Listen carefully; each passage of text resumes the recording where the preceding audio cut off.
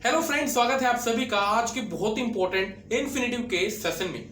दोस्तों, अगर आज तक आपके मन में कंफ्यूजन है कि इन्फिनेटिव्स क्या होते हैं, जीरण क्या है, पार्टिसिपल क्या है, आपको नहीं पता इनका करेक्ट यूज कैसे किया जाना चाहिए सेंटेंस में, साथ ही साथ कैसे इसको अपने डेली लाइफ में इस्तेमाल करना चाहिए बोलते वक्त, तो ये आपके लिए बहुत ही इंपॉर्टेंट सेशन रहने वाला है। क्योंकि आप लोगों की डिमांड पे मैंने इन्फिनेटिव्स, जीरंड और पार्टिसिपल के लिए non finite verb series start की है। ठीक है, आज के सेशन में हम डीपली बात करेंगे सिर्फ इन्फिनेटिव्स के बारे में। और मैं आपको एश्योर करवाना चाहता हूं, अगर आपने स्टार्टिंग टू द एंड देख ली नहीं वीडियो, और किसी वीडियो को देखने की जरूरत नहीं पड़ेगी, एक एक पॉइंट मैं बताऊंगा आपको। और हाँ, एक भी चीज याद करने को नहीं बोलूंगा बिल्कुल भी, यानी कि बिना याद किए कुछ भी आप खुद ही बताओगे आंसर्स मेरे को, इस टाइप से मैं पढ़ाऊंगा। इसलिए आप स्टार्टिंग टू द एंड बने रहिएगा, तब जाके चीजें क्लियर होंगी, वो भी विदाउट एनी कंफ्यूजन। ठीक है, तो आइए स्टार्ट करते हैं। आइए फ्रेंड्स, जानना स्टार्ट करते हैं अब इन्फिनेटिव्स के बारे में। बट उससे पहले मैं आपको बता दूं कि ये सेकंड पार्ट है हमारे नॉन फाइनाइट वर्ब सीरीज का। फर्स्ट पार्ट अगर आपने नहीं देखा तो प्लीज जाके देखिए, क्योंकि वहां पे बहुत ही इंपॉर्टेंट डिस्कशन थी about finite verbs and non finite verbs. क्योंकि अगर ये चीज नहीं समझ आई ना आपको, तो मैं आपको लिख के दे सकता हूं, दावे के साथ कह सकता हूं कि ना आपको इन्फिनेटिव समझ आएगा, ना ही जीरंड समझ आएगा, ना ही पार्टिसिपल समझ आएगा। तो इससे बेटर है कि आप वो वाला पार्ट पहले देख लो, आपको लिंक मिल जाएगा डिस्क्रिप्शन बॉक्स में। ठीक है, अब आते हैं इन्फिनेटिव्स के ऊपर। इन्फिनेटिव्स होते क्या है? एक टाइप के नॉन फाइनाइट वर्ब्स हैं, ये तो आपको पता होगा। इसका बेसिक सा आपने रूप हमेशा देखा होगा कि टू के साथ वर्ब की फर्स्ट फॉर्म लगा देते हैं, ये आपने हमेशा देखा होगा। कभी कभी ऐसा ही होता है कि टू नहीं लगा जाता, सीधा वर्ब की फर्स्ट फॉर्म जो है आपको दिख जाएगी। ठीक है, बिना टू के वर्ब की फर्स्ट फॉर्म सिर्फ आपको दिखेगी। ये चीज आपको समझ आई? तो ये जो है इन्फिनेटिव्स की पहचान है कि या फिर तो टू के साथ वर्ब की फर्स्ट फॉर्म या फिर वर्ब की फर्स्ट फॉर्म दिखेगी आपको।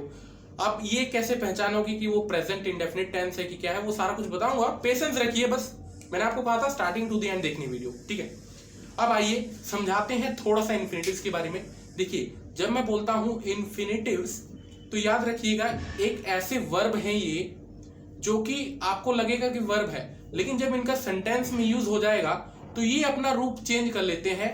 कभी ये बिहेव करेंगे एज अ नाउन, कभी ये बिहेव करेंगे एज एन एडजेक्टिव, कभी एज एन एडवर्ब। ठीक है, अब ये चीज समझने के लिए, मतलब मेरे को समझाने के लिए आपको एक एग्जाम्पल देना पड़ेगा। अब वो कैसे एग्जाम्पल देना है मेरे को, देखिए आप, मैं यहां पे कहता हूं आई वॉन्ट टू प्ले। ठीक है, आई वॉन्ट टू प्ले, इसका मतलब क्या है थोड़ा बताइएगा मेरे को। मैं खेलना चाहता हूं, यही होगा, मैं खेलना चाहता हूं। बहुत इजी है, कोई भी ट्रांसलेट कर लेगा। अब आइए ध्यान दीजिएगा, दो वर्ब हैं, वांट भी एक वर्ब है, प्ले भी एक वर्ब है। पता है ना, वांट भी एक वर्ब है, प्ले भी एक वर्ब है। वांट मतलब चाहना, प्ले मतलब खेलना, दोनों ही वर्ब है, लेकिन दोनों ही सेंटेंस में भी इस्तेमाल किए गए हैं। देखिए, वांट भी सेंटेंस में ही है, सेंटेंस के अंदर ही एक पार्ट है, प्ले भी सेंटेंस के अंदर एक पार्ट है। अब ध्यान से सुनिएगा, ये वांट और ये प्ले, बहुत ध्यान से सुनिएगा, तभी जाके क्लियर होगा कॉन्सेप्ट इन्फिनेटिव्स का। ठीक है, तो टू प्ले आपको तो पता लग गया कि इन्फिनेटिव है, वर्ब की फर्स्ट फॉर्म है टू के साथ, तो इन्फिनेटिव पता तो लग गया आपको।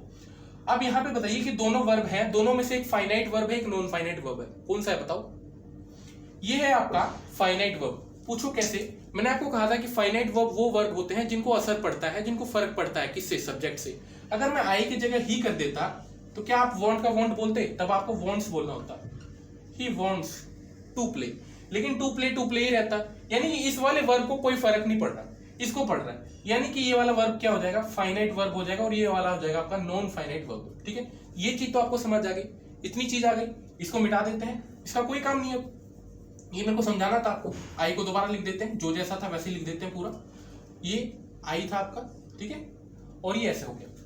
तो हमें किस पे फोकस करना है? इस प्ले पे, इस प्ले पे। आप देखना ध्यान से, आई वॉन्ट टू प्ले, ये आपका फाइनाइट हो गया, ये नॉन फाइनाइट हो गया। तो ये कैसे बिहेव कर रहा है यहाँ पे? मैं खेलना चाहता हूं, तो ये खेलना जो है ना आपका, ये वर्ब नहीं है, अब ये किस फॉर्म में चेंज हो गया आपका?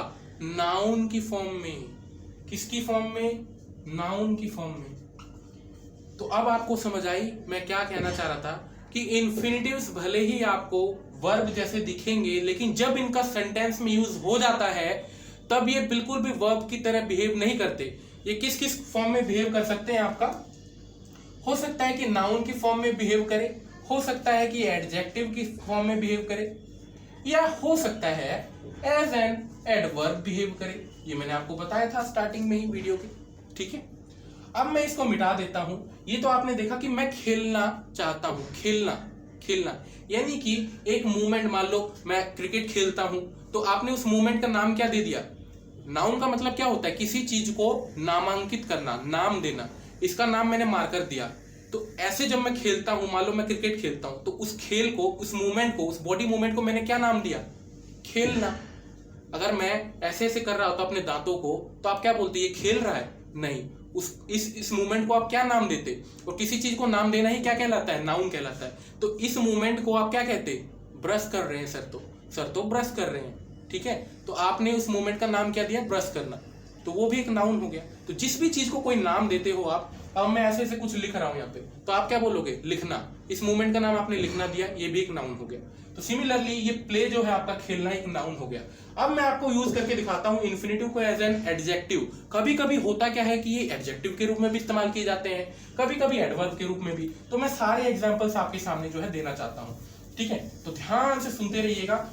ऐसी ऐसी बातें बताऊंगा इस वीडियो के थ्रू से जो आज तक आपने सुनी नहीं होगी, और बहुत ही लेमन डेफिनेशन में, बहुत ही जीरो लेवल से टॉप पे ले जाऊंगा आप लोगों को, ठीक है। देखो यहाँ पे, अब मैं इसको एडजेक्टिव के रूप में इस्तेमाल करता हूं। ये बताओ एडजेक्टिव क्या होता है? जो किसी की खूबी बताता है। तो देखिएगा यहाँ पे, द पर्सन टू कॉल, ठीक है, वॉज श्याम। मान लो आपको किसी ने फोन किया, तो यहाँ पे वही बताया जा रहा है कि फोन, आप पूछते हो, आपने मिस कॉल आ गई फोन पे, तो आप पूछते हो कि किसका फोन था। तो आपका दोस्त मान लो आपको रिप्लाई देता है कि the person to call was Shyam, यानी कि फोन करने वाला कोई और नहीं, श्याम था, ठीक है। तो श्याम की क्या खूबी है? नाउन या फिर प्रोनाउन की खूबी बताने, जो क्वालिफाई करता है उन्हीं को क्या बोलते हैं हम? एडजेक्टिव बोलते हैं। तो खूबी क्या है कि द पर्सन, जिसने कॉल किया था, the person to call, the person to call, ये क्या है? खूबी बता रहा है, यानी कि वो वाला पर्सन, वो वाला व्यक्ति जिसने कॉल किया था, वो कौन है? श्याम है। तो श्याम की खूबी क्या है? वो व्यक्ति जिसने फोन किया था। तो देखो, द पर्सन टू कॉल, यहाँ पे जो टू कॉल है आपका, टू कॉल जो है, ये तो आपका इंफिनिटिव हो गया, इंफिनिटिव हो गया। लेकिन एज अगर बात करें सेंटेंस में, सेंटेंस में किस रूप में इस्तेमाल हुआ है? क्या अब नाउन के रूप में इस्तेमाल हुआ है? फोन करने वाला व्यक्ति कौन था? श्याम था। श्याम की खूबी कौन है? श्याम की खूबी क्या है? फोन करने वाला व्यक्ति है वो, ठीक है। तो एज एन एडजेक्टिव इस्तेमाल हो गया यहाँ पे आपका नाउन इस्तेमाल हुआ था, यहाँ पे एज एन एडजेक्टिव आपका इस्तेमाल हो गया, एडजेक्टिव, ठीक है। नेक्स्ट है आपका एडवर्ब। अब एडवर्ब के रूप में भी इस्तेमाल हो सकता है आपका इन्फिनेटिव। वो कैसे? वो भी देखिए, तब मैं आपको सिखाऊंगा कि डेली लाइफ में कैसे यूज किया जाता है इनका, ठीक है। एक एक पॉइंट सिखाऊंगा मैं आप लोगों को। थर्ड यूज क्या हो सकता है एडवर्ब के रूप में? फॉर एग्जाम्पल, मैं बिल्कुल भी इंतजार नहीं कर सकता उसको देखने के लिए, ठीक है। मान लो आपके सामने कोई इंपॉर्टेंट चीज रखी है, आपको बस अब देखना है कि इसके अंदर क्या है, तो मैं बिल्कुल भी इंतजार नहीं कर सकता इसको देखने के लिए, ठीक है। यानी कि टू का इस्तेमाल के लिए के सेंस में जब होगा आपका, के लिए, तो ये जब एडवर्ब कहलाता है आपका, क्या कहलाएगा? एडवर्ब। देखना कैसे? आई कैंट वेट टू सी हर। मैं उसे देखने के लिए बिल्कुल भी इंतजार नहीं कर सकता, उसको देखने के लिए। तो टू सी वर्ब, टू के साथ वर्ब की फर्स्ट फॉर्म, हाँ अभी भी है टू के साथ वर्ब की फर्स्ट फॉर्म, लेकिन यहाँ पे टू का इस्तेमाल के लिए के सेंस में हुआ है। I can't wait to see her, to see her. तो अब जो है ये एज एन एडवर्ब इस्तेमाल हुआ है। क्या इस्तेमाल हुआ है? एक एडवर्ब के रूप में। तो आपने देखा कि भले ही आपका इन्फिनिटिव देखने में आपको दूर से एक वर्ब लगे, सी देखना एक वर्ब है, कॉल करना एक वर्ब है, उसके बाद प्ले खेलना एक वर्ब है। भले ही आपको दूर से लग रहा है कि एक वर्ब है, लेकिन इस्तेमाल देखो कैसे कैसे चेंज हो रहा है। कभी आपका इस्तेमाल हो रहा है एज अ नाउन, कभी एडजेक्टिव, कभी एडवर्ब। तो ये खूबी होती है इन्फिनिटिव्स की, ठीक है। अब आपको मुझे लगता है कि समझ आ गया होगा कि इन्फिनिटिव्स का इस्तेमाल कैसे किया जाना चाहिए सेंटेंस में। अब बात करते हैं अलग अलग फॉर्म्स की, ठीक है।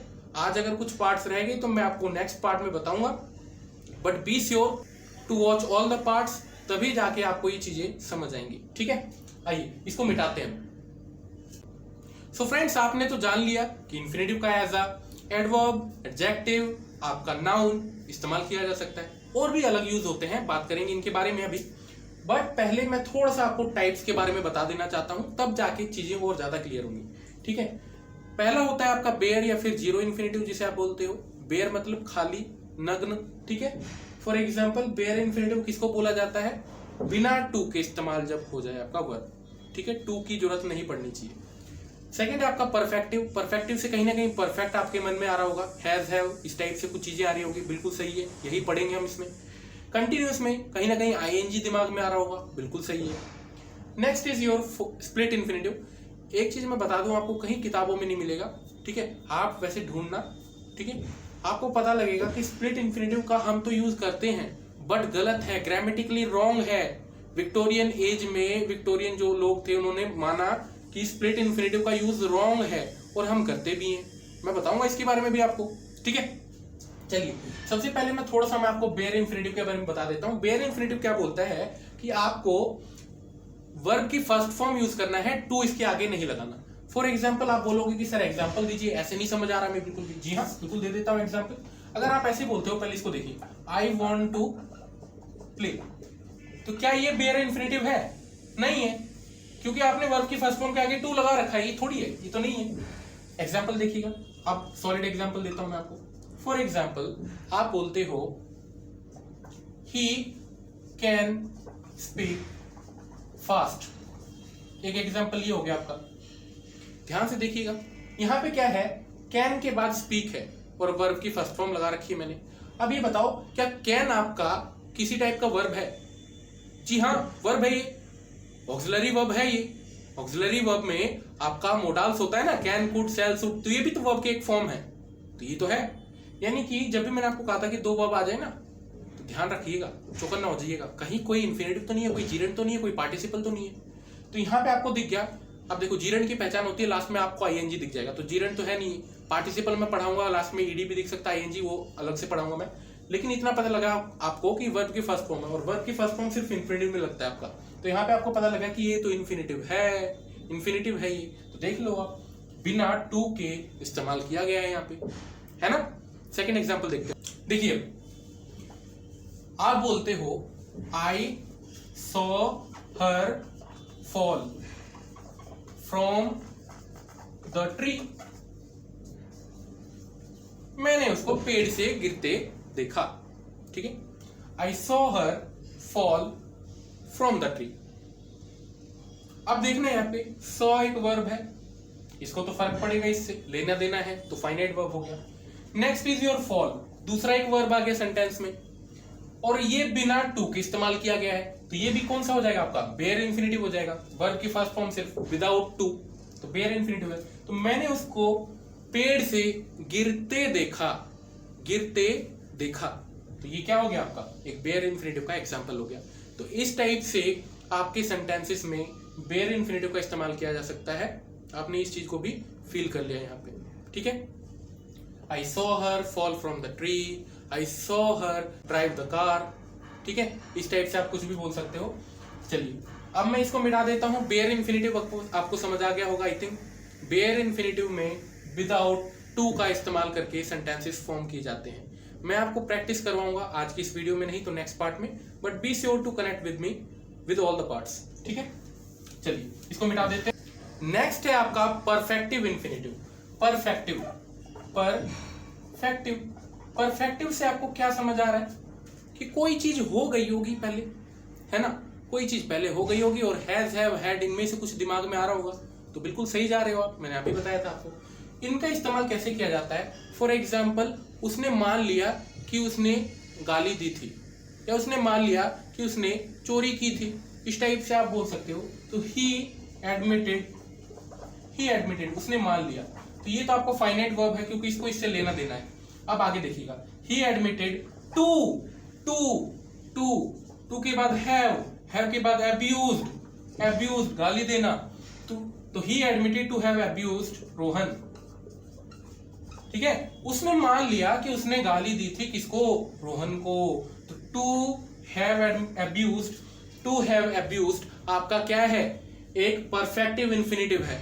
मान लिया, अब पीछे की बात है, ये पास्ट की बात हो गई, ठीक है, मतलब ये चीज हो चुकी है, उसने मान लिया। अब इसने ही एडमिटेड, मान लिया, पास्ट की बात है, तो अब इसको परफेक्टिव बनाना पड़ेगा ना कि हाँ मान लिया उसने वो वाली बात।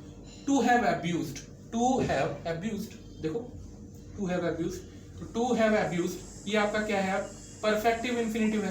अब पहचान क्या है इसकी, परफेक्टिव इन्फिनेटिव है, पहचान क्या है कि टू के बाद आपको वर्ब की फर्स्ट फॉर्म नहीं मिलेगी। फिर अब टू के बाद फर्स्ट फॉर्म नहीं मिलेगी, टू के बाद आपको हैव मिलेगा, फिर आपको जो है वर्ब की थर्ड फॉर्म आपको मिल जाएगी, ठीक है। एक और एग्जांपल दे देता हूं मैं आप लोगों को परफेक्टिव का, ताकि आपको और क्लियर समझ आ जाए। फॉर एग्जांपल, मुझे लगता है कि मैंने उसे कल देखा था, ठीक है, आप ऐसे बोलना चाहते हो, तो I believe to have seen her in the market.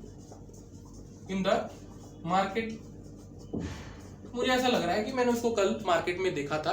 तो आई बिलीव, मैं मानता हूं, मुझे लग रहा है, अभी भी ऐसे मान लो, मुझे लगता है टू हैव सीन। तो आपने वही पैटर्न देखा कि टू के बाद हैव के बाद वर्ब की third form, her in the market. तो ये आपका क्या है, परफेक्टिव इन्फिनेटिव है। आपका पहचान क्या है, देखो बेयर इन्फिनेटिव के लिए वर्ब की फर्स्ट फॉर्म, परफेक्टिव इन्फिनेटिव के लिए क्या पहचान है आपकी, कि टू के बाद आपका हैव, और हैव के बाद वर्ब की थर्ड फॉर्म। ये चीज आपको समझ आ जाएगी। टू के बाद हैव के बाद वर्ब की थर्ड फॉर्म, ठीक है।